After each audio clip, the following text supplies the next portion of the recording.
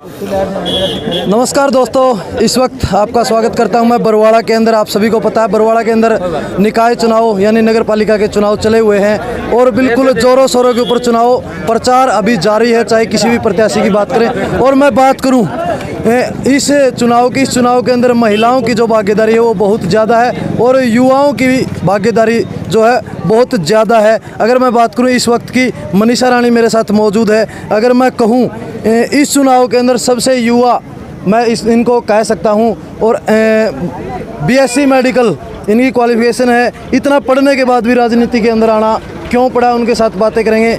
मनीषा जी नमस्कार। नमस्कार। कैसे हो जी, ठीक हो? हाँ जी बिल्कुल बढ़िया। चुनाव चिन्ह आपको मिल चुका है, छतरी का निशान आप लेकर के आए हो और लोगों के बीच में लगातार आप अपना प्रचार के लिए लगे हुए। कैसा लोगों से आपको आशीर्वाद मिल रहा है, आपके वार्ड वासियों से कैसा आशीर्वाद मिल रहा है? सबका बहुत अच्छा रिस्पांस है और सबने बहुत अच्छा आशीर्वाद दिया है। सभी एक ही बात बोल रहे हैं जहाँ कहीं भी हम जा रहे हैं कि हम सब लोग आपके साथ हैं। तो इनकी बेटी नहीं लेकिन तो हम सबकी बेटी है, इसलिए। तो जिस तरह मैंने बताया कि आपकी जो एजुकेशन है, इतनी एजुकेशन करने के बाद भी आपने यही रास्ता क्यों चुना कि मैं राजनीति के अंदर कदम रखूं, मैं मेरे वार्ड के अंदर इलेक्शन चुनाव लड़ने का आपने ये क्यों ठाना? ये कहाँ से विचार है आपके दिमाग में?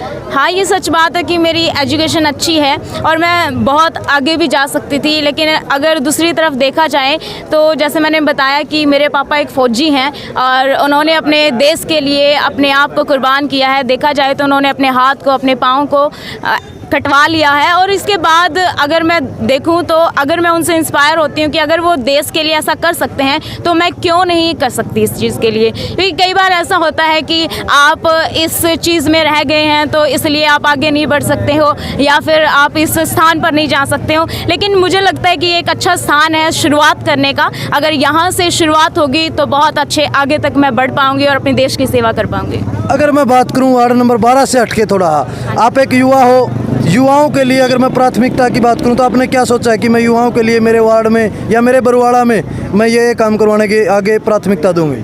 सबसे पहले ये है कि बहुत सारे ऐसे लोग हैं, बहुत सारे ऐसे युवा हैं कि अपने कामों में उनकी सिचुएशन ऐसी होती है या देखा जाए तो उनकी परिस्थितियाँ ऐसी होती हैं, उनके मम्मी पापा आगे के लिए उन्हें नहीं पढ़ा पाते हैं। क्योंकि अगर मैं इस बात को देखूं कि इलेक्शन से पहले मैं कुछ बच्चों को ट्यूशन दे रही थी और मैं इस बात को देखती थी कि बहुत सारे बच्चे ऐसे थे कि जो फ़ीस देने में बहुत ज़्यादा घबराते थे या उनके पास फ़ीस नहीं होती थी।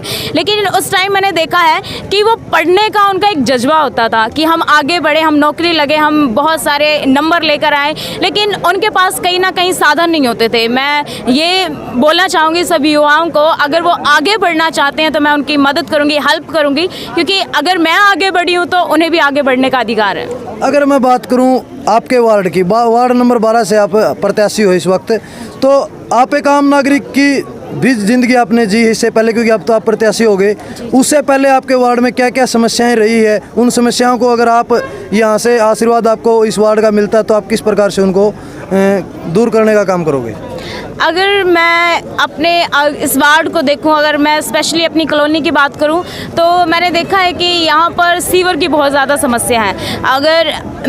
अगर आप सब लोग मेरे साथ बने रहे, ये सब लोग जितने भी खड़े हैं और इस वार्ड के जितने भी लोग हैं अगर मेरे साथ बने रहे, सबसे पहले तो हर जगह देखा जाता है कि थोड़ी सी भी बारिश आती है हर जगह पानी भर जाता है और पानी भरने की वजह से फिर सबको समस्या आती है और उनके घरों में पानी चला जाता है, गंदा पानी चला जाता है। किसी का घर इतना नीचा है कि गंदा पानी जाने की वजह से खाना भी नहीं खाया जाता किसी से।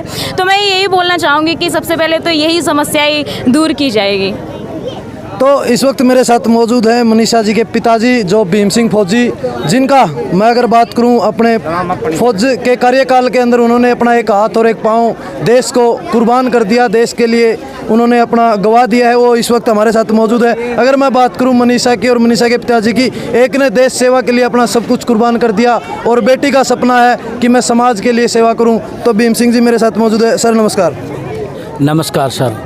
सर आपने अपनी गुड़िया को वार्ड नंबर 12 की सेवा के लिए मैं कहूँगा कि आपने, क्योंकि आप एक फौजी हो और फौजी का सिद्धांत जो होता है देश के लिए सब कुछ समर्पित करने का काम उनका रहता है, तो आपने अपनी बेटी को क्या सोच करके प्रत्याशी के रूप में उतारा है? हमने ये सोचा है, जैसे हमने देश सेवा की है, देश सेवा में अपने आप को कुर्बान कर दिया, तो हमने बच्चों को यही शिक्षा दी है बच्चों कि देखो अपने लिए सब लोग जीतते हैं, जीना है तो दूसरे के लिए जी के देखो, और यदि उसमें कुछ भी मतलब दिक्कतें आती है तो उनको अपने ऊपर सहन कर लो, और ताकि वो लोग उन मतलब सारी चीज़ें प्राप्त कर सकें जो हमारे को ज़रूरत है। तो आप जिस तरह का वार्ड वासियों से आपको कैसा प्यार मिल रहा है, उनके बारे में भी थोड़ा आप बताएं। नहीं, बहुत अच्छा आशीर्वाद मिल रहा है। हमारे बुजुर्ग हैं, हमारी बहनें हैं, माताएं हैं, जो भी हैं सब, और जवान युवा है, बहुत अच्छे से रिस्पांस मिल रहा है उनका, और सब मनीषा के लिए आशीर्वाद के लिए तैयार हैं। उनका मैं धन्यवाद करता हूँ। आपने आपकी गुड़िया को इतना पढ़ाया लिखाया है और फिर उसको राजनीति में उतार दिया, ऐसा क्यों? ऐसा इसलिए कि मतलब ये ऐसा स्कोप है राजनीति का कि इसमें मतलब ये चीज़ें करने का मौका मिलता है कि जा कर के पब्लिक के अंदर ये देखना कि इनके मतलब भाई, तो ये ज़रूर कामयाब होगी इसमें। धन्यवाद। धन्यवाद। मनीषा जी, आखिर में मेरा एक सवाल रहेगा, आपके वार्ड की, बरवाड़ा की जनता से आप क्या अपील करना चाहोगे? मैं यही अपील करना चाहूँगी कि अगर आप लोगों ने मुझे उठाया है, मैं ये नहीं कह रही कि मैं अकेली खड़ी हो रही हूँ, लेकिन हम 36 बिरादरी जितनी भी हैं कि सबके साथ एक साथ खड़े हो रहे हैं। और मैं ये कहना चाहूँगी कि अगर आप मुझे अपना कीमती वोट देंगे तो मैं आपकी आभारी रहूँगी कि आप मेरे साथ जुड़े रहें, और इस मतदान को जो होने वाला है आप अपने वोट देकर मुझे विजयी बनाएं, क्योंकि मैं ये बोलना चाहूँगी वो विजय मेरी नहीं लेकिन हम सबकी मिलकर विजय होगी। तो साथियों, आपने सुना किस प्रकार से मनीषा रानी ने अपने विचार व्यक्त किए और क्या जो प्राथमिकताएं लेकर के वो चुनाव मैदान के अंदर आई हैं। और उनके पिताजी की मैं बात करूं, भीम सिंह फौजी, जिन्होंने अपने देश के लिए अपना सब कुछ न्यौछावर कर दिया, अब उन्होंने अपनी बेटी को समाज सेवा के लिए आगे उतारा है। आपको इनके विचार कैसे लगे, सभी कमेंट के माध्यम से जरूर दें, अपनी राय जरूर दें। धन्यवाद। जय हिंद, जय जवान, जय किसान।